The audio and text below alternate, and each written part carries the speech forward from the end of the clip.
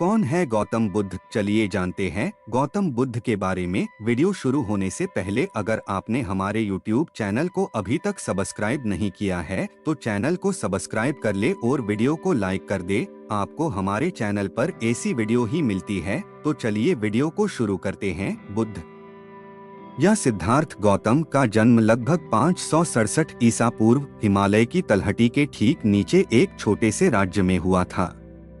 उनके पिता शाक्य वंश के मुखिया थे। ऐसा कहा जाता है कि उनके जन्म से 12 साल पहले ब्राह्मणों ने भविष्यवाणी की थी कि वह या तो एक सार्वभौमिक राजा या एक महान ऋषि बनेंगे। उन्हें सन्यासी बनने से रोकने के लिए उनके पिता ने उन्हें महल की सीमा में ही रखा। गौतम राजसी विलासिता में बड़े हुए, बाहरी दुनिया से सुरक्षित रहे। नृत्य करने वाली लड़कियों द्वारा मनोरंजन किया गया, ब्राह्मणों द्वारा शिक्षा दी गई और तीरंदाजी, तलवारबाजी, कुश्ती, तैराकी और दौड़ में प्रशिक्षित किया गया। जब वह वयस्क हुआ तो उसने गोपा से विवाह किया, जिससे उसे एक पुत्र प्राप्त हुआ। उनके पास, जैसा कि हम आज कह सकते हैं, सब कुछ था और फिर भी यह पर्याप्त नहीं था। कुछ उसकी अपनी छाया की तरह लगातार उसे महल की दीवारों से परे की दुनिया में खींच लाया। वहां कपिलवस्तु की सड़कों पर उन्हें 3 साधारण चीजों का सामना करना पड़ा: एक बीमार आदमी, एक बूढ़ा आदमी और एक शव जो जलती हुई जगह पर ले जाया जा रहा था। उनके आराम के जीवन में किसी भी चीज ने उन्हें इस अनुभव के लिए तैयार नहीं किया था। जब उनके सारथी ने उन्हें बताया कि सभी प्राणी बीमारी, बुढ़ापे और मृत्यु के अधीन हैं, तो उन्हें आराम नहीं मिला। जैसे ही वह महल में लौटा, वह एक साधु के वस्त्र पहने हुए और एक साधु का कटोरा लेकर सड़क पर शांति से चलते हुए एक भटकते हुए साधु के पास से गुजरा। फिर उन्होंने पीड़ा की समस्या के समाधान की तलाश में महल छोड़ने का संकल्प लिया। अपनी पत्नी और बच्चे को बिना जगाए चुपचाप विदाई देने के बाद वह जंगल के किनारे पर चला गया।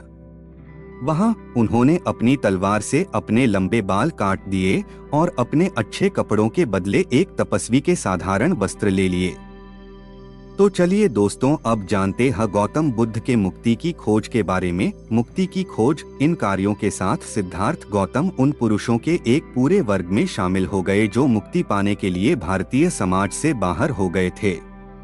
वे विभिन्न प्रकार के तरीके और शिक्षक थे और गौतम ने कई लोगों की जांच की: नास्तिक, भौतिकवादी, आदर्शवादी और द्वंद्ववादी। हमारे समय के विपरीत गहरे जंगल और खचाखच भरे बाजार हजारों तर्कों और विचारों की आवाज से जीवंत थे। गौतम अंततः 2 शिक्षकों के साथ काम करने लगे। अर्दा कलामा से, जिनके 300 शिष्य थे, उन्होंने सीखा कि शून्यता के क्षेत्र में प्रवेश करने के लिए अपने मन को कैसे अनुशासित किया जाए। लेकिन भले ही अर्दा कलामा ने उन्हें एक समान के रूप में रहने और पढ़ाने के लिए कहा, उन्होंने पहचाना कि यह मुक्ति नहीं है और चले गए।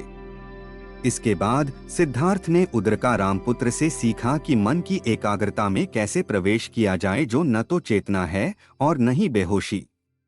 लेकिन इससे भी मुक्ति नहीं मिली और सिद्धार्थ ने अपने दूसरे गुरु को भी छोड़ दिया। 6 वर्षों तक सिद्धार्थ ने 5 साथियों के साथ तपस्या और एकाग्रता का अभ्यास किया। वह निर्दयता पूर्वक गाड़ी चलाता था, दिन में चावल का केवल एक दाना खाता था, दिमाग को शरीर के विपरीत रखता था। उसकी पसलियां उसके बर्बाद मांस में चिपक गईं और वह जीवित से अधिक मृत लग रहा था। तो चलिए दोस्तों, अब जानते हैं गौतम बुद्ध के मध्य मार्ग के बारे में। मध्य मार्ग। जब उन्होंने अधिक पर्याप्त भोजन लेने और तपस्या त्यागने का निर्णय लिया तो उनके 5 साथियों ने उनका साथ छोड़ दिया। तभी सिद्धार्थ भोजन की तलाश में एक गांव में घुस गए। वहां सुजाता नाम की एक महिला ने उन्हें दूध का एक बर्तन और शहद का एक अलग बर्तन दिया। उनकी ताकत वापस आ गई। सिद्धार्थ ने खुद को नैरंजना नदी में धोया और फिर बोधि वृक्ष की ओर चल पड़े। उसने नीचे कुशा घास की चटाई बिछाई, पैर मोड़कर बैठ गया। वह बैठा, सभी शिक्षकों की बात सुनी, सभी पवित्र ग्रंथों का अध्ययन किया और सभी तरीकों को आजमाया। अब भरोसा करने के लिए कुछ नहीं था, किसी की ओर मुड़ने के लिए नहीं, कहीं जाने के लिए नहीं। वह पहाड़ की तरह दृढ़, स्थिर और दृढ़ बैठा रहा। आखिरकार 6 दिनों के बाद उसकी आंख उगते हुए सुबह के तारे पर खुली, ऐसा कहा जाता है, और उसे एहसास हुआ कि वह जिसे ढूंढ रहा था वह कभी खोया नहीं था, नहीं उसने, नहीं किसी और को डॉट इसलिए हासिल करने के लिए कुछ भी नहीं था, और इसे हासिल करने के लिए अब कोई संघर्ष भी नहीं था डॉट। आश्चर्य का आश्चर्य, उन्होंने कथित तौर पर कहा था, यह आत्मज्ञान सभी प्राणियों का स्वभाव है और फिर भी वे इसकी कमी के कारण दुखी हैं।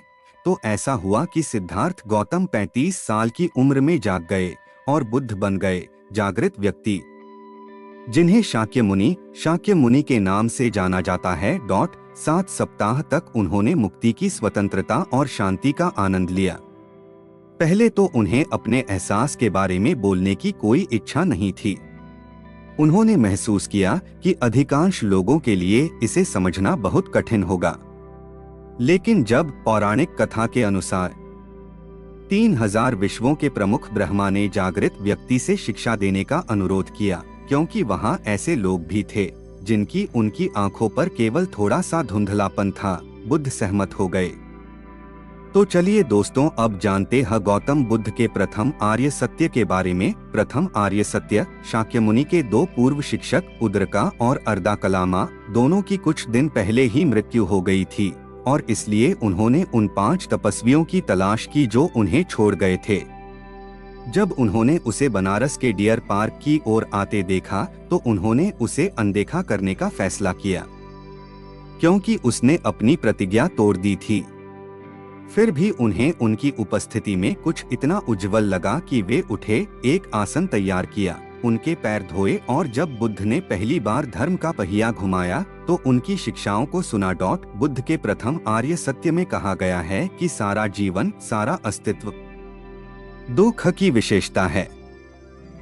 संस्कृत शब्द का अर्थ है पीड़ा, दर्द, असंतोष। यहाँ तक कि खुशी के क्षण भी एक तरह से दर्द में बदल जाते हैं जब हम उन्हें पकड़ कर रखते हैं, या एक बार जब वे स्मृति में चले जाते हैं तो वे वर्तमान को मोड़ देते हैं, क्योंकि मन अतीत को फिर से बनाने का एक अपरिहार्य, निराशाजनक प्रयास करता है।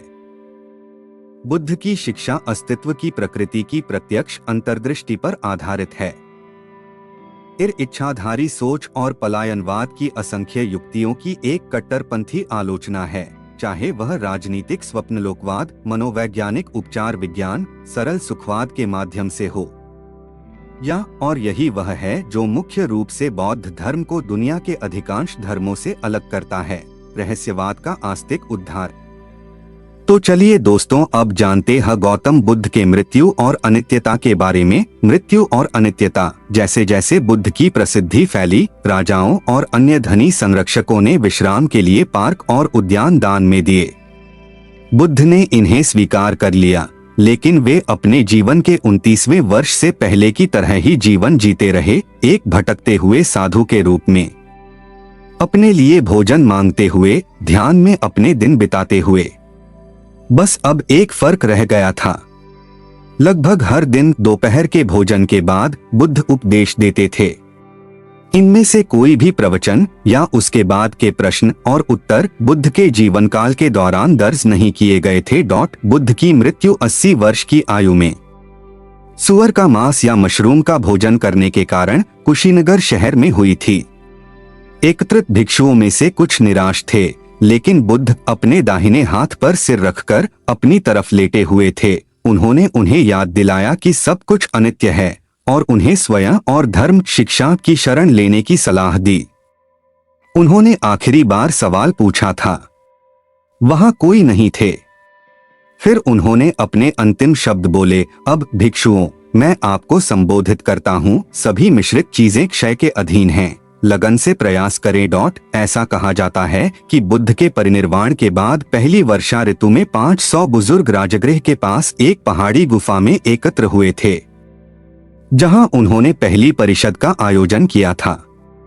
आनंद, जो बुद्ध के परिचारक थे, ने सभी प्रवचनों या सूत्रों को दोहराया जो उन्होंने सुने थे, और उपाली ने 250 मठवासी नियमों विनय का पाठ किया, जबकि महाकश्यप ने अभिधर्म, बौद्ध मनोविज्ञान और तत्वमीमांसा का सार संग्रह पढ़ा। ये 3 संग्रह जो कुछ शताब्दियों बाद ताड़ के पत्तों पर लिखे गए थे और जिन्हें त्रिपिटक शाब्दिक रूप से 3 टोकरियां के रूप में जाना जाता है, बौद्ध सिद्धांत के सभी बाद के संस्करणों का आधार बन गए। तो चलिए दोस्तों, अब जानते हैं गौतम बुद्ध के अंतिम मृत्यु और अनित्यता के बारे में। आगे बढ़ने से पहले अभी तक अगर आपने वीडियो को लाइक और चैनल को सब्सक्राइब नहीं किया है तो वीडियो को लाइक और चैनल को सब्सक्राइब कर दे। तो चलिए जानते हैं गौतम बुद्ध के अंतिम मृत्यु और अनित्यता के बारे में। मृत्यु और अनित्यता। जैसे जैसे बुद्ध की प्रसिद्धि फैली, राजाओं और अन्य धनी संरक्षकों ने विश्राम के लिए पार्क और उद्यान दान में दिए। बुद्ध ने इन्हें स्वीकार कर लिया, लेकिन वे अपने जीवन के 29वें वर्ष से पहले की तरह ही जीवन जीते रहे, एक भटकते हुए साधु के रूप में, अपने लिए भोजन मांगते हुए, ध्यान में अपने दिन बिताते हुए। बस अब एक फर्क रह गया था। लगभग हर दिन दोपहर के भोजन के बाद बुद्ध उपदेश देते थे। इनमें से कोई भी प्रवचन या उसके बाद के प्रश्न और उत्तर बुद्ध के जीवन काल के दौरान दर्ज नहीं किए गए थे। बुद्ध की मृत्यु 80 वर्ष की आयु में सूअर का मांस या मशरूम का भोजन करने के कारण कुशीनगर शहर में हुई थी। एकत्रित भिक्षुओं में से कुछ निराश थे, लेकिन बुद्ध अपने दाहिने हाथ पर सिर रखकर अपनी तरफ लेटे हुए थे। उन्होंने उन्हें याद दिलाया कि सब कुछ अनित्य है और उन्हें स्वयं और धर्म शिक्षा की शरण लेने की सलाह दी। उन्होंने आखिरी बार सवाल पूछा था, वहां कोई नहीं थे। फिर उन्होंने अपने अंतिम शब्द बोले, अब भिक्षुओं, मैं आपको संबोधित करता हूं। सभी मिश्रित चीजें क्षय के अधीन हैं, लगन से प्रयास करें। ऐसा कहा जाता है कि बुद्ध के परिनिर्वाण के बाद पहली वर्षा ऋतु में 500 बुजुर्ग राजगृह के पास एक पहाड़ी गुफा में एकत्र हुए थे, जहां उन्होंने पहली परिषद का आयोजन किया था। आनंद, जो बुद्ध के परिचारक थे, ने सभी प्रवचनों या सूत्रों को दोहराया जो उन्होंने सुने थे, और उपाली ने 250 मठवासी नियमों विनय का पाठ किया, जबकि महाकश्यप ने अभिधर्म, बौद्ध मनोविज्ञान और तत्वमीमांसा का सार संग्रह पढ़ा। ये 3 संग्रह, जो कुछ शताब्दियों बाद ताड़ के पत्तों पर लिखे गए थे और जिन्हें त्रिपिटक शाब्दिक रूप से 3 टोकरियां के रूप में जाना जाता है, बौद्ध सिद्धांत के सभी बाद के संस्करणों का आधार बन गए। तो दोस्तों, इस वीडियो को करते हैं खत्म और कमेंट में बताना आपको हमारी वीडियो कैसी लगी। अगर हमारी वीडियो पसंद आई तो चैनल को सब्सक्राइब करें और वीडियो को लाइक करें। धन्यवाद।